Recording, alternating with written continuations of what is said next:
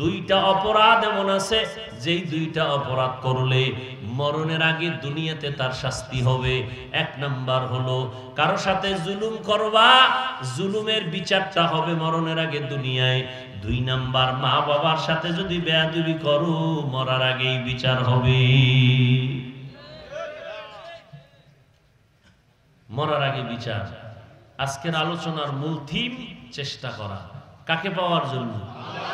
ওয়াল্লাযীনা জাহাদু ফীনা লানাহদিয়ান্নাহুম সুবুলানা ওয়া ইন্নাল্লাহা লামাআল মুহসিনিন।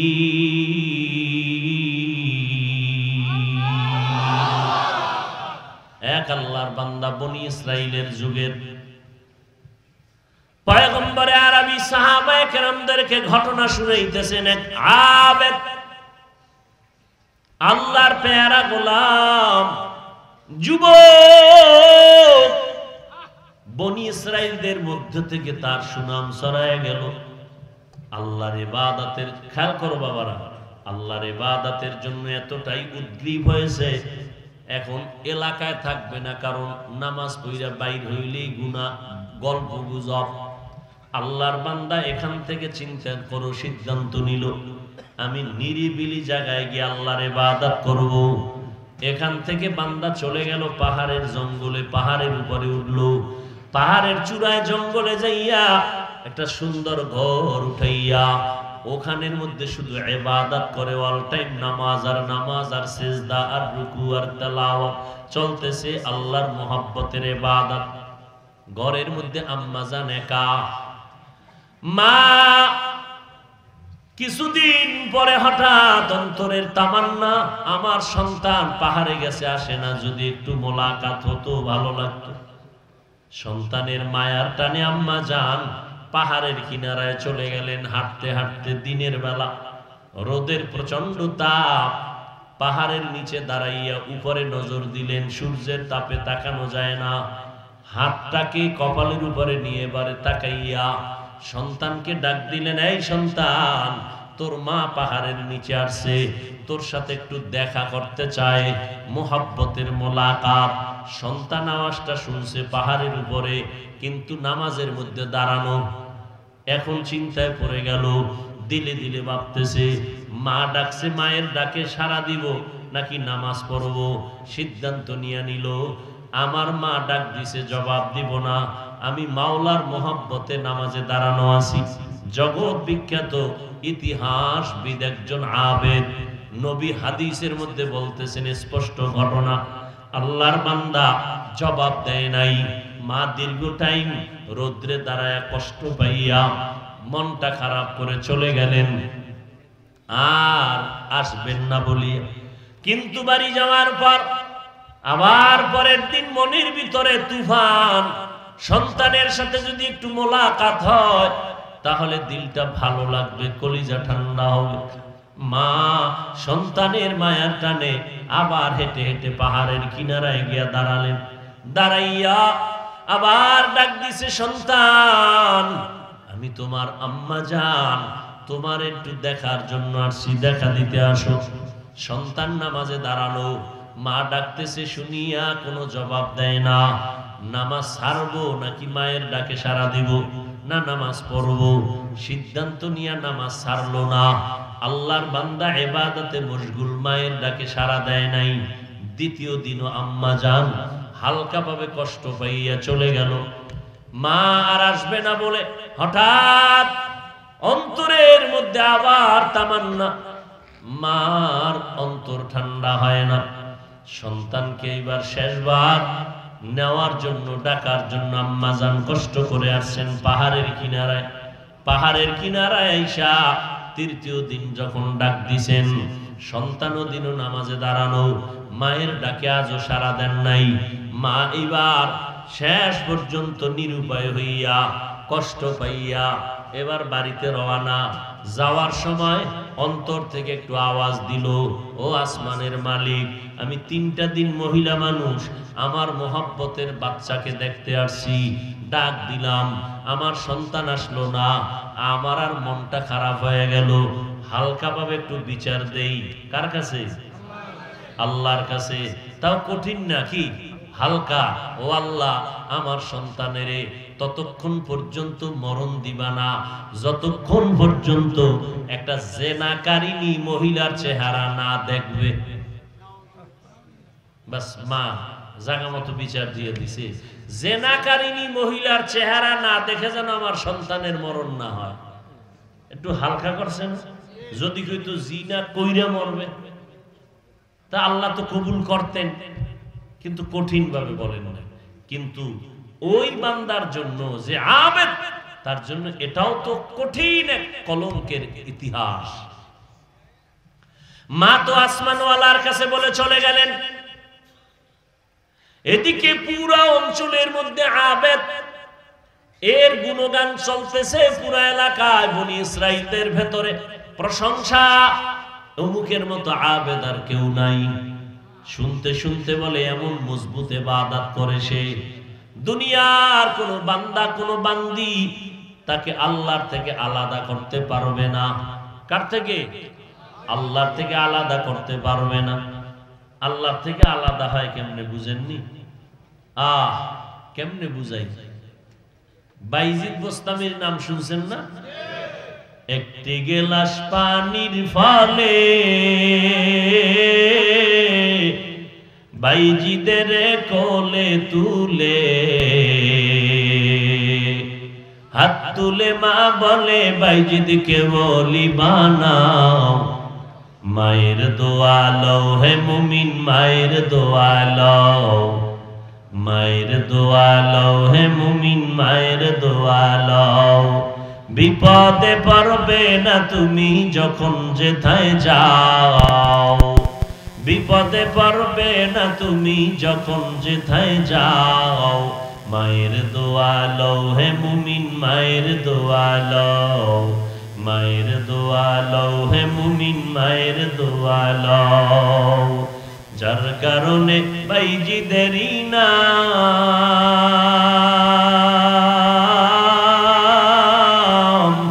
ছড়িয়েছে বিশ্বভুবন।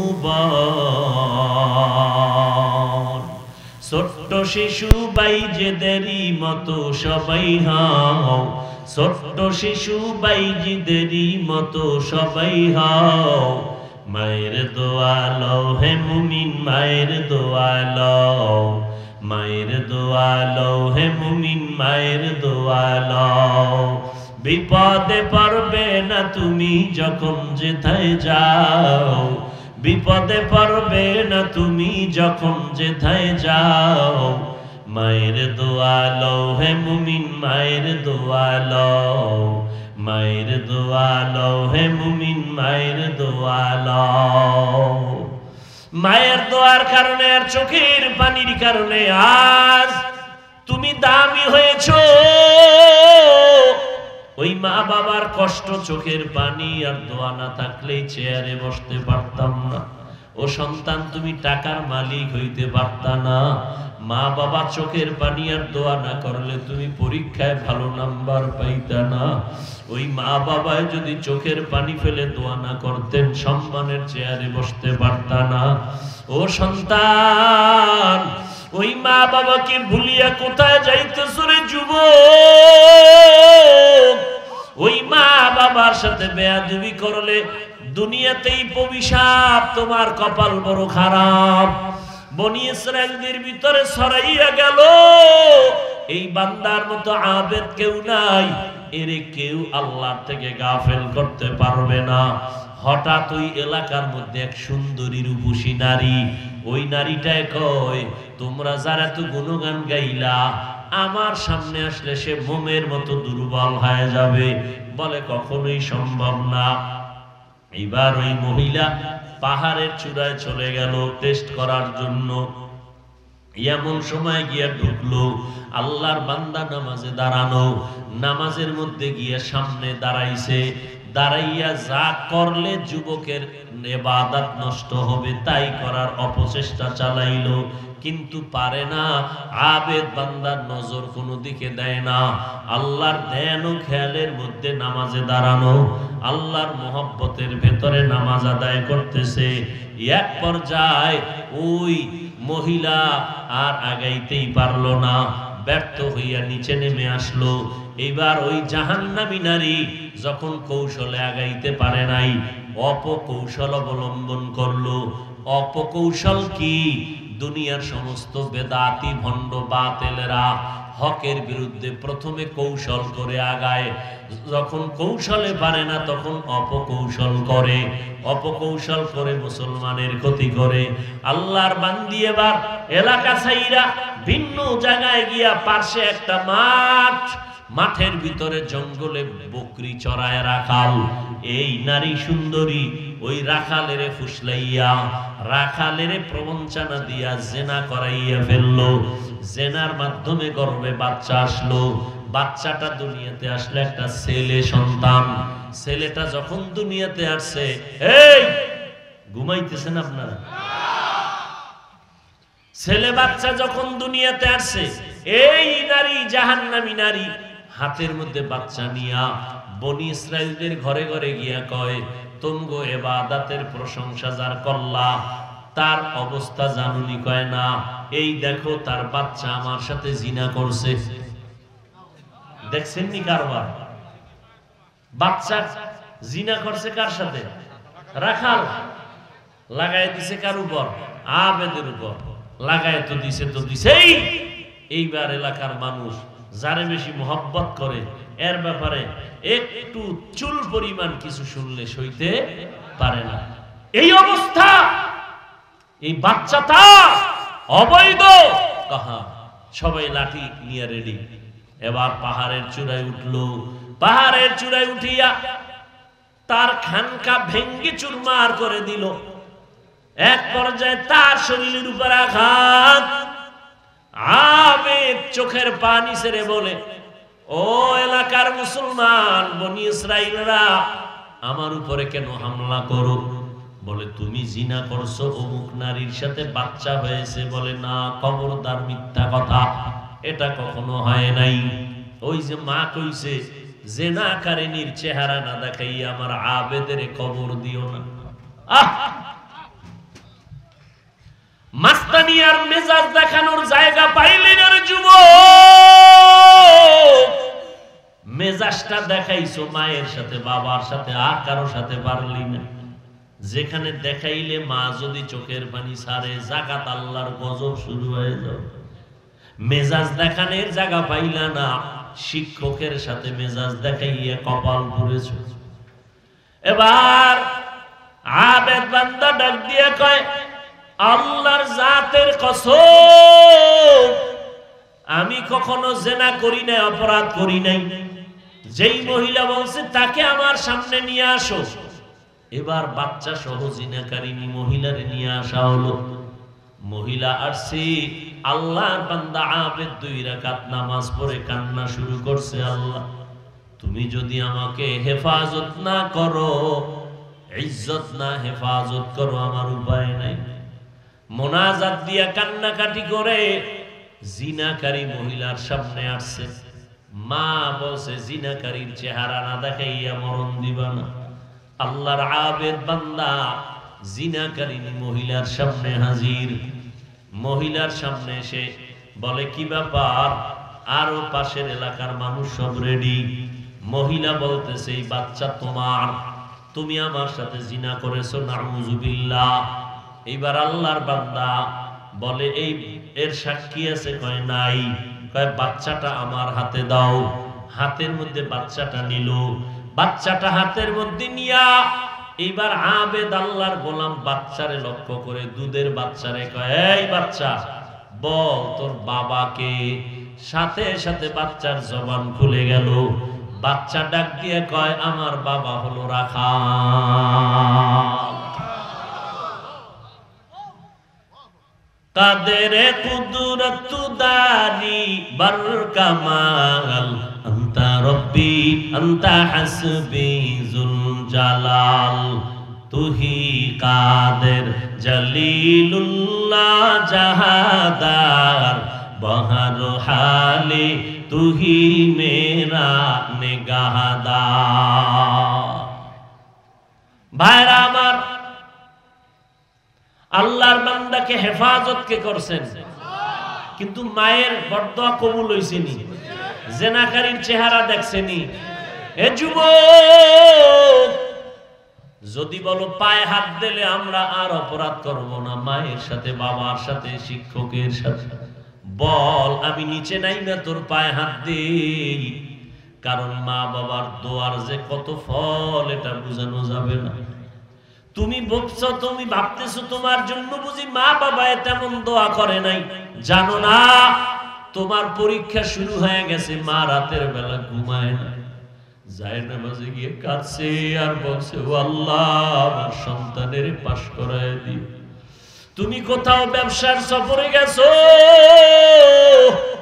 মা দোয়া করছে, আল্লাহ আমার সন্তান যেন বিপদে না পড়ে। তুমি তো আরামে খাও, বন্ধু নিয়ে আড্ডা দাও, কিন্তু মা কারো সাথে আড্ডা দেয় না। বাবা ডাক দিয়ে কয়, বিবি মনটা এত দুর্বল কেন? বলে আমার সন্তানের চিন্তায় পেরেশান। এ আল্লাহর বান্দারা, অনেকের মা দুনিয়ায় নাই, বাবাও দুনিয়ায় নাই। ওই মা বাবা জীবনটা কষ্ট করে করে তোমাকে আমাকে মানুষ বানাইছেন। কত সময় মায়ের মনে চাইতো আঙ্গুর বেদানা খাবে, কিন্তু বাবায় টাকা ছিল না, কিনাও দিতে পারে না। অনেক সময় বাবার মনে চাইতো ইলিশ মাছ দিয়ে খানা খাবে, কিন্তু ইলিশ মাছ কেনার মতো টাকা তার হাতে ছিল না। আর সন্তান তোমার ফ্রিজে ফল আর ফল, তোমার ঘরে ফলের অভাব নাই, ফ্রিজে মাছের অভাব নাই, কিন্তু কি লাভ হবে? যার অন্তরে ফল খাওয়ার আশা ছিল সে তো সাদা কাফনের বাসিন্দা হয়ে গেল। যার মাছ দিয়া খানা খাওয়ার আশা ছিল সে তো সাদা কাফনের প্যাকেট হয়ে কবরে গেল।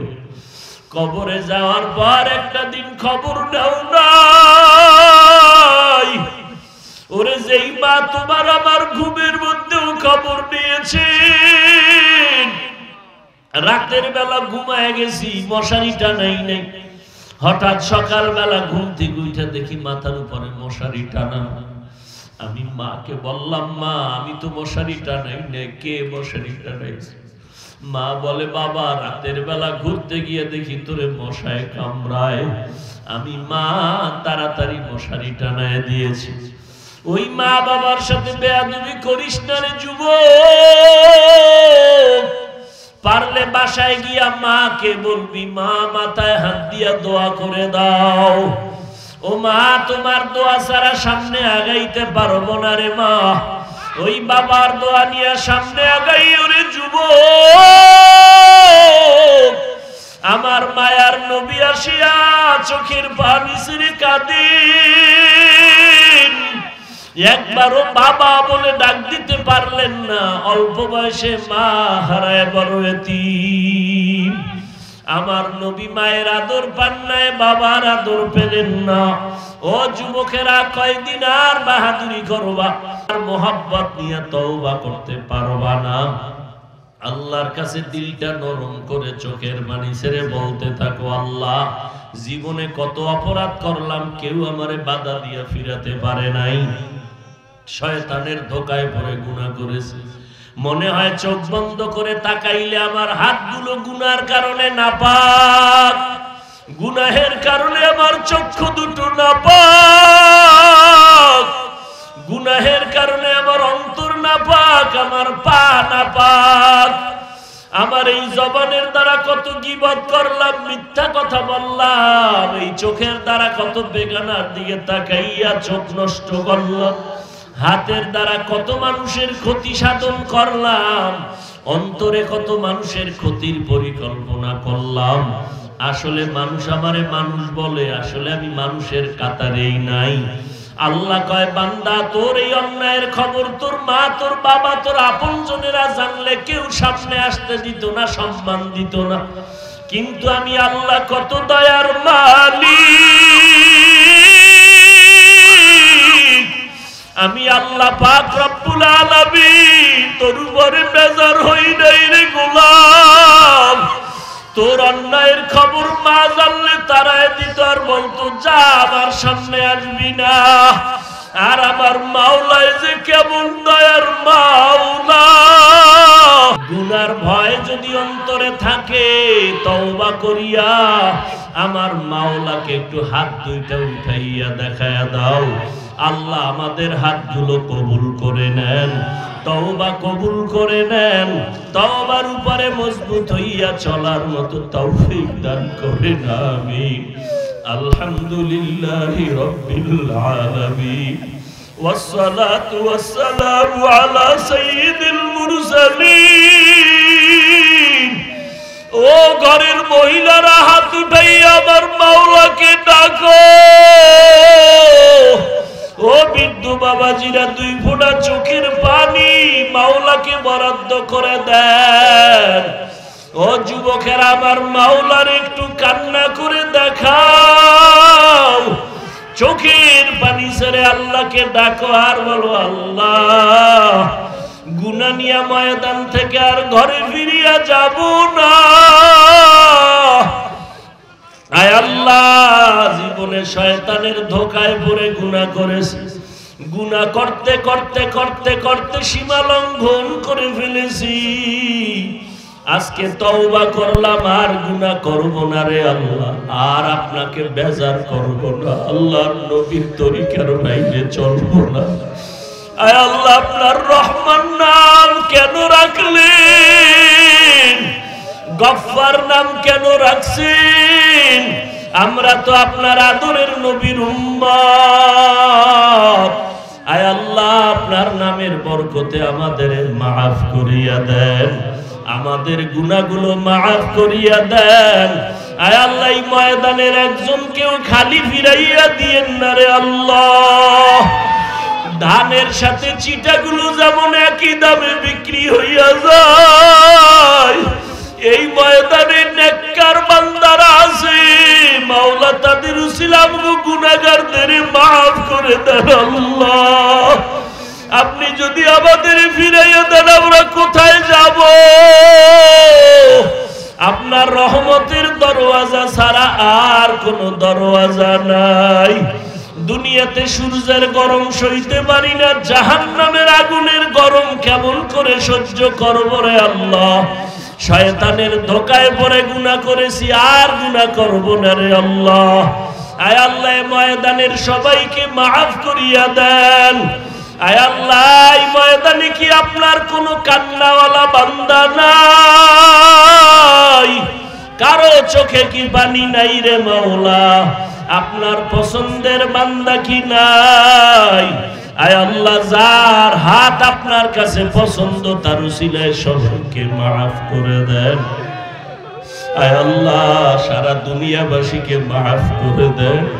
ফিলিস্তিনের মুসলমানদের কান্নার আওয়াজ রক্তের বন্যায় ভেসে যাইতেছে রে মাওলা। রহমতের চাদর দিয়া হেফাজত করেন, জালেম দুশমনদের হেদায়েত দেন, না হয় ধ্বংস করে দেন আল্লাহ। আয় আল্লাহ, বাতিলের মোকাবেলায় বিজয়